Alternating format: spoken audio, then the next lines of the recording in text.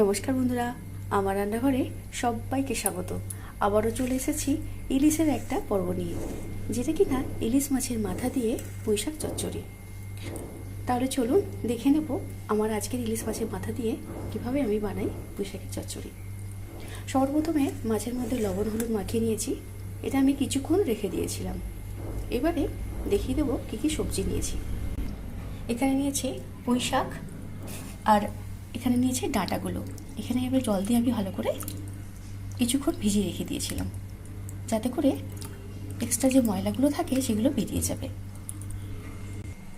এখানে কয়েকটা সবজি নিয়েছি কুমড়ো, এটা মিষ্টি কুমড়ো, আর নিয়েছি বেগুন আর আলু, আর এখানে মিষ্টি যেটা রাঙা আলু।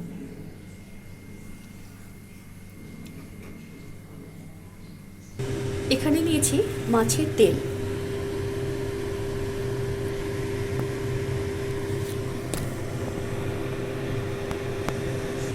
বাকিটা আমি করতে করতে দেখিয়ে দেব। এবারে কড়াইতে দিয়ে দিয়েছি বেশ কিছুটা সর্ষের তেল। মাছের মাথাগুলো ভালো করে আমি ভেজে নেব। এখানে আমি 5টা মাছের মাথা নিয়েছি, আপনারা বাড়িয়ে কমিয়ে নিতে পারেন। মাছগুলোকে ভালো করে আমি এবারে ভেজে নেব।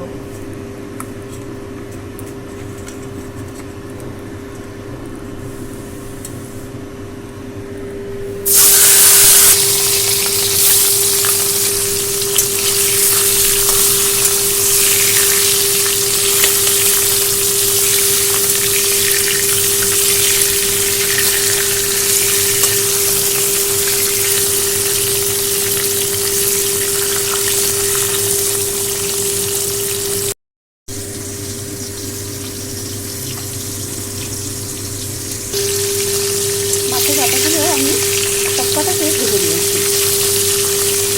এখানে অনেক রকমের সবজি দেওয়া যায়, ঝিঙে দেওয়া যায়, আরও অনেক রকমের সবজিতে দেওয়া যায়। এই রান্নাটা থেকে মাছের মাথা যদি বেশি হয় তাহলে খুব ভালো খেতে হয়। অল্পতেও হয়, আর বেশি না হলে একটু ভালো খেতে ভালো হয়। এই আর কি।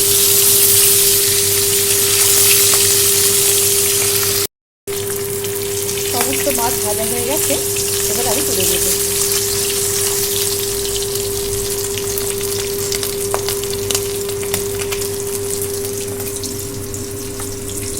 ওই একই তেলেই আমি তেলটা দিয়ে দেবো লবণ হলুদ,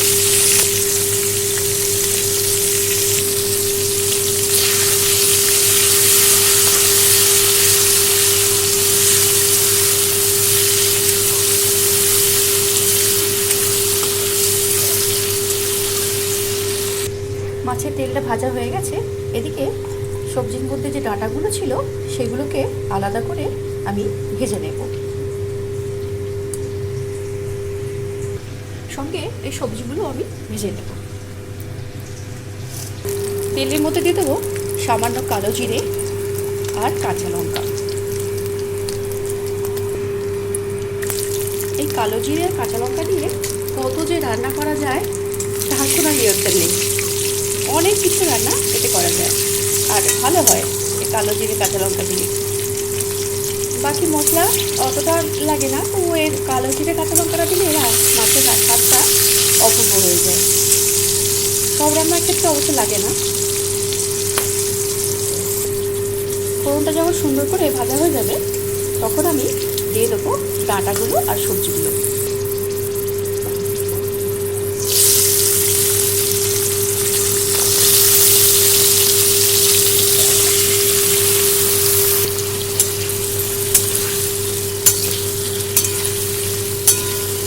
একে একে আমি সবজিগুলো দিয়ে দেবো।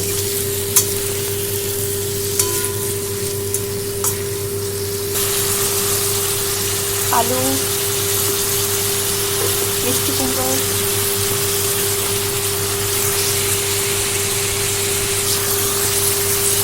রাঙা আলু, বেগুনটা আমি পরে দেবো। এবারে সমস্ত সবজিগুলোকে তেলের মধ্যে মিশিয়ে লবণ হলুদ দিয়ে ভালো করে ভেজে নেব।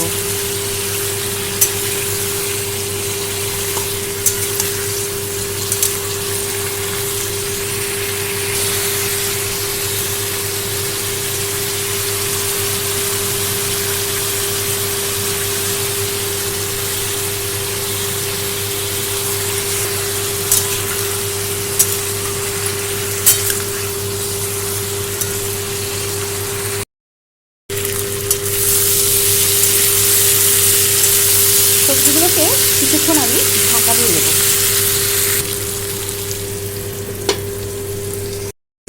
ফিরে এলাম কিছুক্ষণ পর, দেখে দেবো সবজিগুলো ঠিক আছে কিনা। ডাটাগুলো ভালো সিদ্ধ হয়েছে। এবার আমি দিয়ে দেবো শাকটা। শাকটা আমি যে রেখে দিয়েছিলাম সেটা আমি দিয়ে দেবো।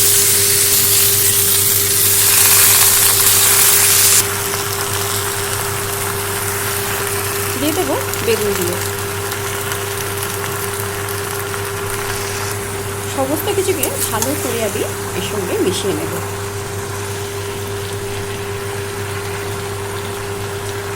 এবারে কয়েকটা মশলা আমি দিয়ে দেবো।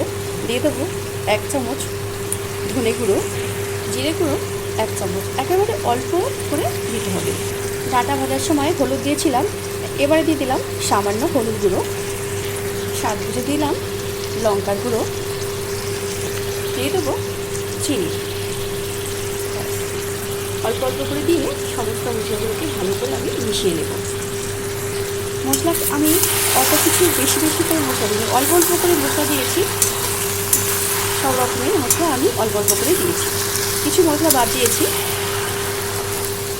এবারে সমস্ত কিছু মশলাকে ভালো করে আমি এর সঙ্গে এবারে মিশিয়ে নেব। মাছের তেলেই সমস্ত সবজিগুলো আমার ভাজা হয়ে গেছে এবং রান্নাটাও হয়ে যাবে, আর এক্সট্রা করে আমি আর কোনো তেল দিলাম না।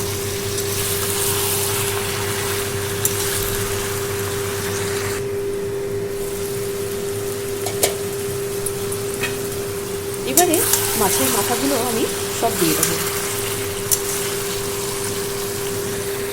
মাছের মাথা তেল যে ছিল তেল সব দিয়ে দেবো।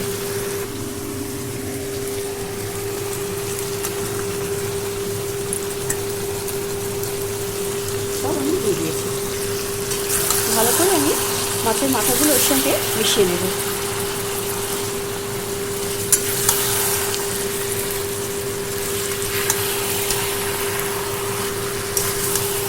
এবারে কিছুক্ষণের জন্য আমি আবারও ঢাকা দিয়ে দেবো, যাতে করে মাছের এগুলো সব শাকের মধ্যে চলে যায়, মাছের শাকটা।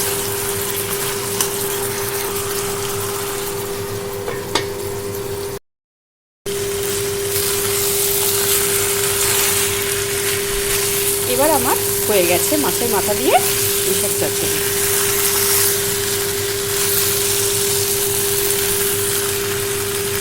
এবার আমি নামিয়ে নেব।